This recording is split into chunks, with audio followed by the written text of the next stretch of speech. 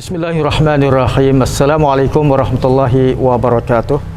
Alhamdulillah, pada kali ini kita bersama dengan Profesor Madya Ustaz Mazlan Muhammad di Jamiah Islamiyah, Jamiah Fatani Islamiyah, ya, di Serong ataupun di Patani ini. Kita masih lagi membicarakan tentang COVID ikut norma Islam, dan kita lebih meyakini bahawa masyarakat kita juga ikut terlibat dalam hal menjaga diri, jaga kita, jaga anak buah kita dari wabak yang menular, iaitu COVID-19. Assalamualaikum Ustaz. Waalaikumsalam Alhamdulillah. warahmatullahi wabarakatuh. Ya. Alhamdulillah. Jadi untuk itu, supaya tidak melengahkan waktu, kita minta supaya Ustaz memberi penjelasan sedikit tentang masalah pegangan kita ni. Pegangan ataupun akidah ataupun kepercayaan yang kadang-kala dalam keadaan karuk-maruk, yang dalam keadaan bercelaru ini, kadang-kala masyarakat kita timbul ataupun lahir satu fenomena yang bukan-bukan. Jadi pada masa yang kita tengah gawat, kita baru-baru ni dalam masalah COVID ni, apa pandangan Ustaz ataupun pengajaran Ustaz terhadap masyarakat untuk nak bimbing ataupun melahirkan suatu perkara baru di dalam masyarakat? Ya, minta pandangan Ustaz sikit. Bismillah, alhamdulillah wa syukrulillah subhanahu wa ta'ala, alhamdulillah. Terima kasih, dan saya ucapkan kepada sidang penonton, pendengar dan kru yang telah menjayakan rancangan ini. Sebenarnya kita dah tahu apa dia pandangan Islam mengenai apa dia wabak ataupun penularan penyakit COVID ini. Dia tidak lebih daripada apa dia penentuan daripada Allah, takdir daripada Allah. Ini yang pertama. Yang keduanya, tujuan yang Allah SWT apa dia memberi cobaan dalam sebentuk ini, dalam ayat Al-Quran telah menentukan bahawa wa ma nursilu bil ayati illa takhwifa, dan kami tidak menurunkan apa-apa petanda kebesaran kami kecuali untuk nak menggerun dan menakutkan. Ini satu apa dia ajaran yang patut diamati oleh masyarakat, terutama kaum mukmin. Setelah daripada kita menerima bencana apa-apa saja, jadi kita kena terus apa dia hubung kait kita dengan Allah SWT dan mengatakan bahawa ini adalah satu ancaman. Dia panggil apa, signal api kuning daripada Allah, takhwif, untuk nak menakutkan, bukan nak mempermain-main. Jadi kita nak terima ajaran ini adalah dengan perasaan yang penuh khusyuk, khudu', takut kepada kebesaran Allah. Jadi pada masa Rasulullah, sekadar kata sallallahu alaihi wasallam, sekadar kilat ribut kuat, Rasulullah sallallahu alaihi wasallam dan para sahabatnya berkejar-kejar lari masuk dalam masjid berdoa. Jadi kita ni apabila datangnya wabak seperti ini, kita tidak boleh mempersenda-senda, buat jadi satu benda gurau senda, seloroh, bahasa Kelantan, bahasa Tani ada sebut, tak boleh. Ini adalah takhwif untuk nak menakutkan. Itu yang pertama. Yang kedua, seperti mana saudara Acan Fahmi ada sebut, jadi ini pengalaman yang kita dapat daripada wabak COVID baru-baru ni. Jadi adalah sebagai kali pertama bagi dunia seluruhnya, seluruh dunia, bukan tempat kita saja dah. Jadi apabila kali pertama tu, sudah tentu tanggapan ataupun pandangan Muslim itu dia berlainan lah.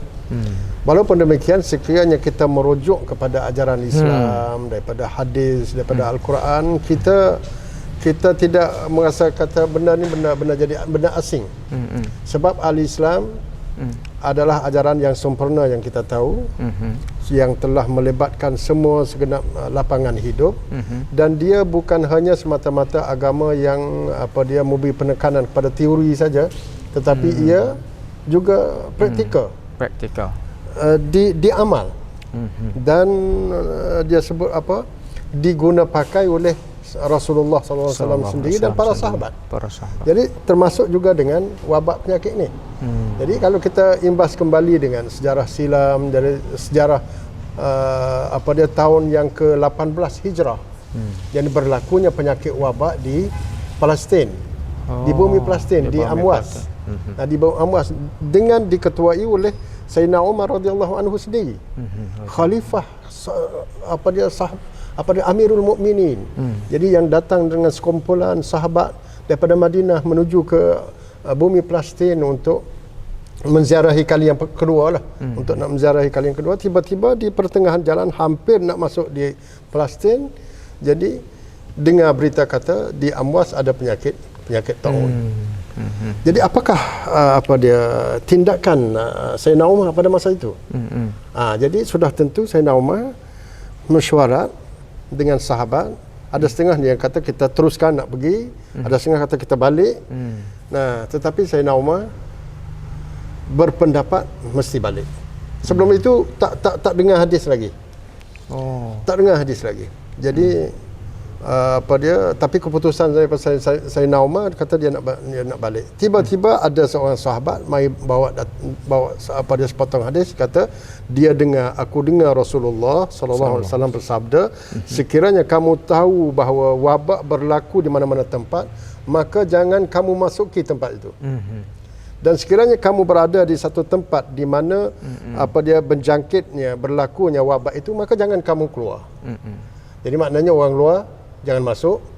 orang masuk jangan, orang dalam jangan keluar. Orang dalam jangan keluar, orang luar jangan masuk. Gitu. Jadi bertepatan dengan pendapat Sayyidina Umar. Sayyidina Umar mujur, terima kasih. Jadi itu keputusan Sayyidina Umar balik terus. Jadi benda-benda ni harus ilmu-ilmu seperti ini sepatutnya orang Islam, para mukmin sepatutnya kena tahu dan mendalami hal-hal ini. Jadi itu yang keluar yang ketiga. Jadi faktor yang seterusnya, bagaimana menghadapi setelah daripada ini adalah ujian Allah. Kita dah tahu bahawa ajaran Allah SWT tidak menurunkan satu penyakit kecuali adanya ubat. Allah SWT menurunkan ubat. Ini hadis yang jelas. Jadi sudah tentu ini menjadi satu cabaran kepada dunia baru, untuk nak memberi satu kajian,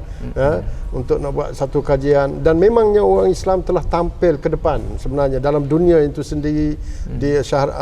Amerika, di London, di Turki, kesemuanya kita melihat masyarakat Muslim dan orang Islam, doktor-doktor pakar orang Islam, mereka yang merupakan barisan depan untuk nak menangani hal-hal COVID ini sampai setakat ini. Cuma kalau kita kembali kepada masyarakat kita di petani, kita lihat kecemasan. Terutamanya apabila berkaitan dengan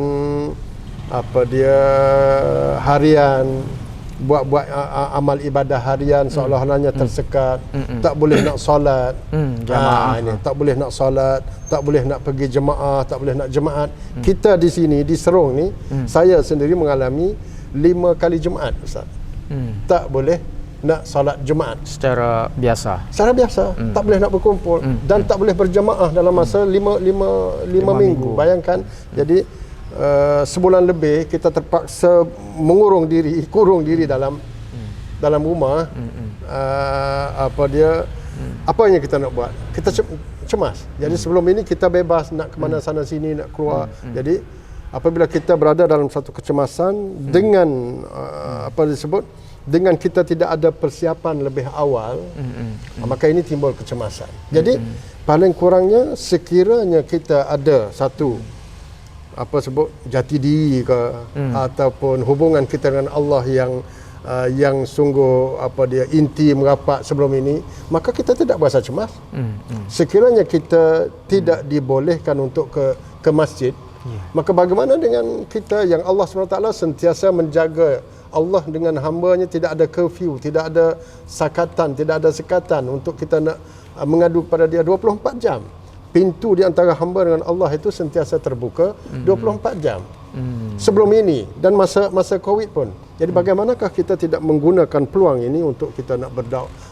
berdoa, beristighfar, munajat kepada Allah. Banyakkan program-program yang ada di rumah. Sebelum ini kita agak liar sikit dengan keluarga, anak pinak, maka kita boleh fokuskan masa ini untuk berada di rumah, baca Quran, hafaz Al-Quran bersama dengan anak-anak, karang buku. Kadang-kadang ada orang buat kebun pun, kebun di rumah. Saya sendiri secara peribadi boleh buat taman bunga di depan rumah sebagai contoh. Jadi selain daripada kita buat harian bersama dengan keluarga, jadi kita tidak ada cemas, tak ada kecemasan dalam sebab walaupun kita tidak mampu untuk nak bersolat jemaah, tak boleh nak berjemaat, tetapi dalam Islam mengatakan sekiranya kita melakukan perkara itu secara harian, menjadi suatu pekerjaan dan tugas kita harian, maka Allah akan mengganti seolah-olah kita dapat pahala solat jemaah itu, solat Jumaat sendiri pun. Kerana dengan secara harian kita dah buat, tapi kita tak buat ni oleh kerana ada sekatan dan ada keuzuran yang tertentu, maka Allah akan ganti. Seolah kita berada di rumah dan kita juga dapat pahala pergi solat masjid tiap-tiap waktu. Jadi buat apa cemas? Kita tidak ada kecemasan. Jadi maksudnya dalam masa darurat ataupun dalam masa kecemasan itu, ibadah kita dari sudut ganjaran Allah Subhanahu Wa Taala biasa, tidak putus. Walaupun secara zahir kita tak pergi masjid, tapi secara dalam file Allah tu, Allah telah maktub tertulis bahawa kita juga pergi solat ke masjid. Jadi bagaimana tentang pandangan ataupun pendapat masyarakat, segelintir masyarakat, mungkin ada di kalangan masyarakat yang menganggap bahawa perintah ataupun maklumat yang dikeluarkan supaya berkurung diri di dalam rumah, melarang untuk melibatkan diri dengan secara berjamaah di masjid, sama ada untuk solat tarawih, solat Jumaat, ini adalah tidak berlaku di zaman sunnah, di zaman Nabi. Adakah suatu percanggahan ataupun pertelingkahan maupun dari sudut pandangan pegangan ataupun harian? Ini berlakulah. Berlakunya hasil daripada nak sebut dengan kesempitan ataupun dengan tidak ada peluang untuk nak mempelajari Islam secara syumul, secara sempurna, maka tanggapan seperti ini dia kena ada. Apatah lagi sekiranya dikaitkan dengan ini polisi kerajaan, kerajaan nak memusnahkan orang Islam, agama. Sebenarnya yang memusnahkan Islam, yang memusnahkan agama bukan orang asing. Kita sendiri kadang-kadang. Jadi sebagai satu contoh, bagaimana tindakan reaksi orang Islam setelah daripada hilangnya Covid. Seperti mana sekarang ini di petani tiga wilayah selatan ni dah normal agaknya sampai sekarang. Bagaimana tanggapan umat Islam terhadap masjid setelah daripada kelonggaran ini berlaku? Kalaulah dulu tu sentiasa dia membuat satu kegelisahan untuk kata kita tak boleh ke masjid, tapi sekarang dah terbuka. Bagaimana? Adakah masjid telah limpah, solat subuh telah limpah, sebagai contoh? Tidak juga. Jadi maknanya kita orang Islam perlu membuat satu kajian mempelajari Islam secara syumul. Kita kadang-kadang kita membiasakan diri untuk belajar hukum syariat dalam keadaan normal. Kita tidak pernah ketengahkan masalah. Bagaimana kita nak menghadapi dalam suasana yang kita menemui kecemasan sebagai contoh. Ini adalah satu satu cabaran lah bagi masyarakat. Kita kena peka, kena tahu apabila keadaan darurat macam ni tindakannya. Dan masalah pahala ataupun ganjaran yang kita takut itu kerana ganjaran datang daripada Allah. Ganjaran datang daripada apa yang disebut oleh Rasulullah dan apa yang disebutkan oleh dalam kitab-kitab ulama. Jadi perlu sangat bagi masyarakat kita ni mempelajari hakikat yang sebenarnya supaya kita boleh beramal dengan sepenuhnya. Jadi setakat apa yang saya pahami yang telah diujarkan oleh Ustaz, bahawasanya keadaan yang berlaku di masa kecemasan ataupun di musim darurat tentang penularan wabak COVID-19 ini adalah merupakan salah satu ilmu, salah satu pengajaran melalui fenomena, melalui keadaan semasa. Jadi itu adalah salah satu ilmu yang kita boleh menerima pakai untuk masyarakat kita sama umat Islam dan juga untuk menyebarkan kefahaman yang betul kepada Karena masyarakat sebelum ini umum. Masyarakat tidak banyak didedahkan. Tidak banyak didedahkan dengan ilmu-ilmu seperti ini. Jadi ini sebagai satu tanggungjawab barulah kepada doa, pada guru, pada masyayikh untuk nak memberi pengajaran tambah bagaimana umat Islam guna hidup dia dalam keadaan yang kecemasan tanpa pahalanya tidak berkurang. Itu. Alhamdulillah. Apa pandangan Ustaz tentang pencapaian masyarakat umat Islam dengan pengajaran Islam itu sendiri merentasi COVID-19 ini? Pada peringkat mulanya mungkin kerana masyarakat seperti mana yang kita sebut tadi, maknanya cemas. Jadi ada juga berita-berita, terutama sekarang ini berita melalui sosial media yang begitu cepat dan hangat disebarkan. Jadi ada setengah kata-katanya daripada berilmu, ada juga suara-suara keluar disebar di war-war. Terutamanya kita ni dan merupakan jadi masyarakat yang kecil saja. Kita petani, kita dengar berita daripada Malaysia, daripada Indonesia, Singapura. Jadi apabila dengarnya berita kononnya kata kita mesti tawakal pada Allah, takut pada Allah, jangan khawatir, mati di mana-mana saja boleh berlaku. Di mana ada COVID kita akan pergi di situ. Jadi pada peringkat mulanya ada suara-suara seperti itu. Tetapi itu adalah melambangkan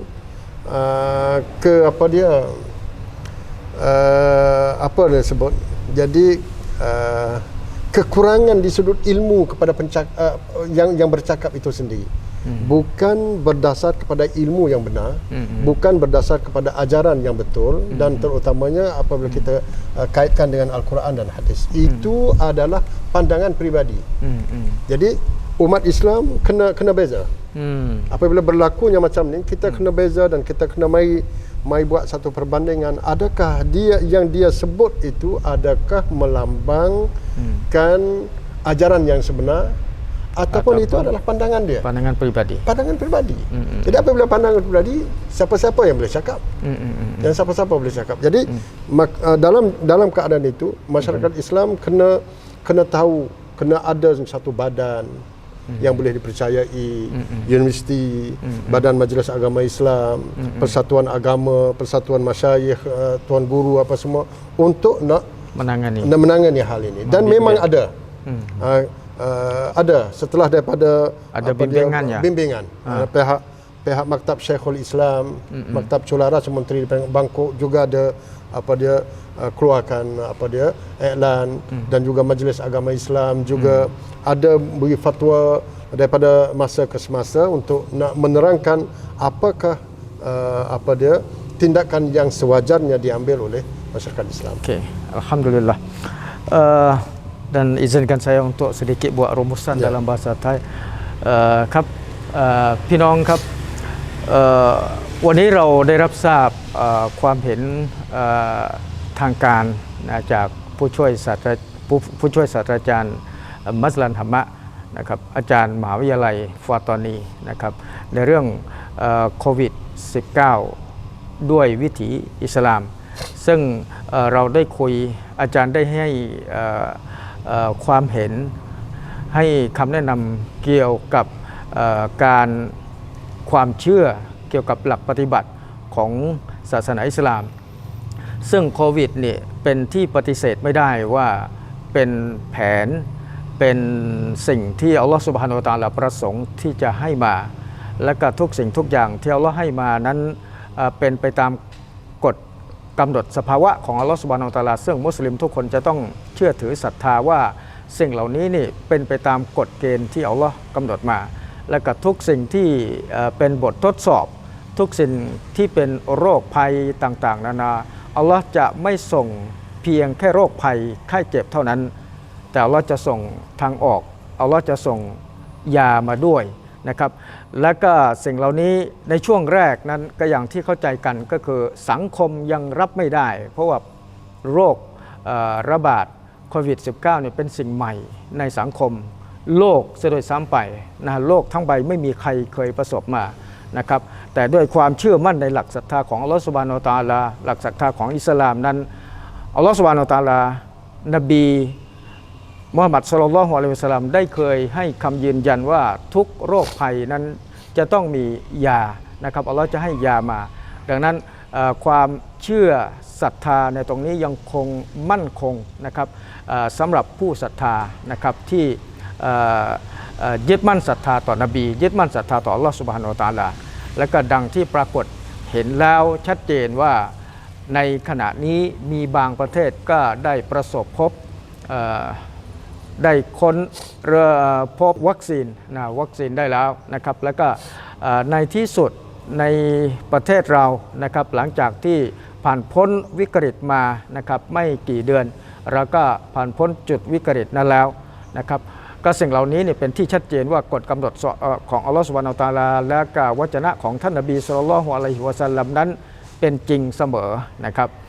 แล้วก็สิ่งที่อาจารย์ได้เน้นย้ำให้กับสังคมได้รับทราบว่าโควิดเนี่ยมันไม่ได้มาเปล่า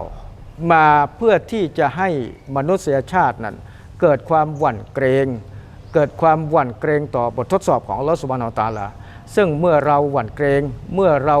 มีความหวาดกลัวแน่นอนที่สุดมนุษย์ก็จะต้องหาที่พึ่งนะครับและก็ที่พึ่งที่แน่นอนที่ชัดเจนที่สุดก็คือไม่มีสิ่งใดที่สามารถที่จะช่วยเหลือมนุษยชาติได้ในภาวะวิกฤตอย่างนี้นะครับไม่ว่าจะเป็นเทคโนโลยีที่สามารถก็ตามแต่นะครับนอกเหนือจากอัลลอฮฺซุบฮานะฮูวะตะอาลาสิ่งเหล่านี้แหละคือสิ่งที่สำคัญอย่างยิ่งในทัศนะของอิสลามโดยอาจารย์มัสลันที่ให้คอมเมนต์มาเมื่อสักครู่นะครับแล้วก็ประเด็นที่สำคัญนะครับในสังคมบางแห่งนะครับก็ยังมีความเห็นที่ค่อนข้างจะแย้งเนื่องจากเมื่อการมาของโควิด -19 ซึ่งเป็นโรคใหม่นะครับแล้วก็ทำลายวิถีเดิมๆของเรามันจึงทำให้มีความรู้สึกว่าการที่เราจะต้องกักตัวเองอยู่แต่ในบ้านสัก5 สัปดาห์ประมาณ 5-6 สัปดาห์เหล่านี้นี่ทั้งที่มุสลิมจำเป็นที่จะต้องไปละหมาดที่มัสยิดนะครับหลายคนอาจจะมีความอึดอัดมีความรู้สึกไม่สะดวกเนื่องจากเราจำเป็นที่จะต้องเข้าเฝ้าอัลลอฮฺซุบฮานะฮูวะตะอาลาแต่เราต้องกักตัวเองอยู่แต่ในบ้านนะครับอันนี้คือสิ่งที่เราจะต้องน้อมรับว่านี่คือหลักการที่อัลลอฮฺซุบฮานะฮูวะตะอาลาส่งมาและก็ถึงแม้ว่าเราไม่ได้ไปมัสยิดตามปกติแต่ผลบุญนั้นอัลลอฮ์ให้เหมือนกับปกติในโอกาสนี้ก็ต้องขอบคุณนะท่านอาจารย์ท่านผู้ช่วยศาสตราจารย์มัสลันธรรมะนะครับที่ได้สละเวลามาพบปะและออกรายการกับเราในวันนี้นะครับอัสสลามุอะลัยกุมวะเราะห์มะตุลลอฮิวะบะเราะกาตุฮ์